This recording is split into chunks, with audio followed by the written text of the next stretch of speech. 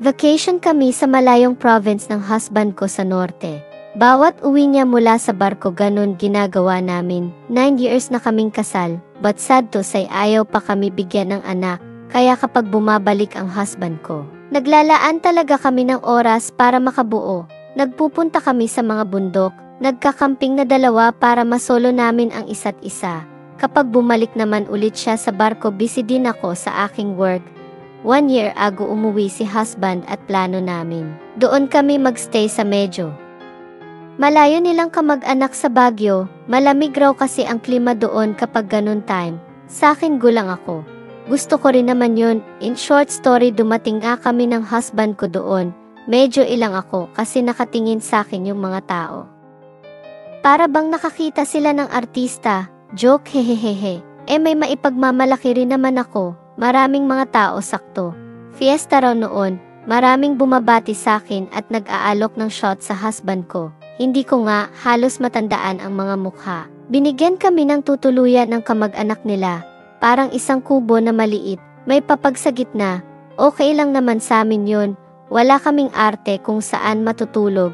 Natutulog nga kami sa lupa sa bundok. Ang mister ko naman ay abala agad doon sa mga pinsan niyang lalaki na inuman. Hindi talaga siya tinigilan. Kaya ayun, nagyabang din. Bunot si Fernando po. Bunot ng pera.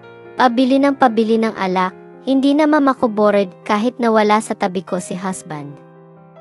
Makikipagkwentuhan ako sa mga pinsan niyang babae habang nag-iinuman din sila. May napansin lang ako na kanina pa napanay tingin at sulyap sa akin. Medyo bata pa siya kumpara sa edad ko. Matangkad at athletic ang katawan, parang batak sa trabaho. Nag-iinom din siya doon sa grupo ng husband ko, kaya lang paalis-alis.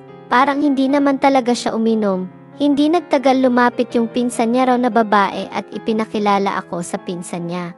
Yung ayong lalaki, na Ben pala ang pangalan. Lumapit nga siya sa akin at nakangiti. Hi, ang gwapo niya sa malapitan, kakaiba ang dating niya. Parang siyang native na local resident doon, pero maihalong foreigner dahil sa tangkad. For the second time kinilig talaga ako. Parang makalaglag ang dis. Parang nakakawet talaga ang datingan niya. Umalis din agad kasi tinawag siya para sa shot niya. Pero hindi ko talaga maiwasan na hindi mapalingon sa kanya. Baka sabihin nyo, ang landi ko, may asawa na kinilig pa. Pero girls, aminin man natin o hindi, may pagkakataon talaga nahahanga ka sa ibang lalaki at hindi mawala sa isip mo. Masasabi mo talaga na ang gwapo niya. Umabot ng hating gabi ang inuman nila. Nakita ko na lasing na si husband at ilan na lang sila.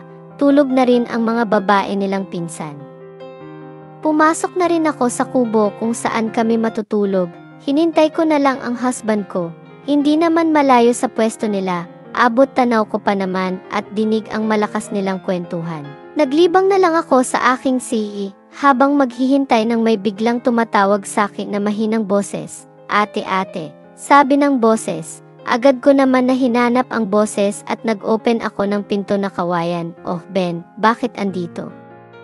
Iyon agad ang natanong ko. Wala, gusto lang kitang makita, sabi sa akin sabay na sinara ang pinto at pumasok sa loob. Lumabas ka dito, baka makita ka ng asawa ko. Mahinang boses na pakiusap ko kay Ben. Ang ganda-ganda mo ate, ang sexy-sexy mo pa. Ngayon lang ako nakita ng babaeng tulad mo. Parang biglang lumaki ang tenga ko sa aking narinig. Parang hindi ako makagalaw. Hanggang sa dumampi ang labi niya sa akin. At doon nga biglang nagsiklab ang kalooban ko. Hindi ko nakontrol ang pangyayari. Doon nga nagawa ng pinsan ni husband ko ang gusto niya. Ulit pa sana siya noon nang biglang narinig namin ang boses ni husband. Agad kaming naghiwalay sa pagkakasumpong. Sabay na bigla rin nakalabas si Ben sa kubo habang ang husband ko ay suray-suray na naglalakad pagpunta sa kubo kasama ng isa niyang pinsan. Hindi ako nakatulog ng gabing iyon. Habang tulog si husband, nagbubulong ako sa kanya na sorry. Bakit ko nagawa iyon? Kinabukasan nag-alok pa sana ang pinsan niya na magstay pa kami ng isang araw. Gusto pa sana ni husband pero ayaw ko na. Gusto ko na nga agad-agad na umalis ng umaga na iyon. Nang paalis na kami, Nakita ko si Ben, kasama ng mga pinsan niya na kumakamay din sa amin, habang paalis ang sasakyan namin. Hanggang sa bumalik na ulit si husband sa barko, at balik din ako sa dating busy schedule ko sa work dito sa Makati.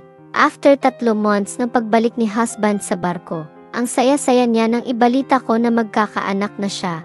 Excited ito na umuwi ulit, effective raw ang bakasyon namin sa mga pinsan niya. Pagbalik niya raw dito ulit, pupunta kami ulit doon sa Baguio. Magstay raw kami ng mga 1 week para sulit ang bakasyon niya. Naman ang sagot ko, at sakto nakapanganak na ako noon, at mas maganda, para masundan agad ang anak namin. Welcome sa Kwentong Masarap. Kung ikaw ay bago lamang na napadpad sa ating channel at nais mo ng ganitong mga content, huwag kalimutan mag-subscribe, mag-like at share ang ating mga videos. Maaari rin kayong mag-comment sa ating comment section. If meron naman kayong mga story na tulad nito, maaari ninyong isend sa ating email account na nakalagay sa ating description. Ngunit kung sa iyong palagay ay hindi nararapat sa iyo ang temang ito, huwag na lamang pong manood at scroll down na lamang. Maraming salamat!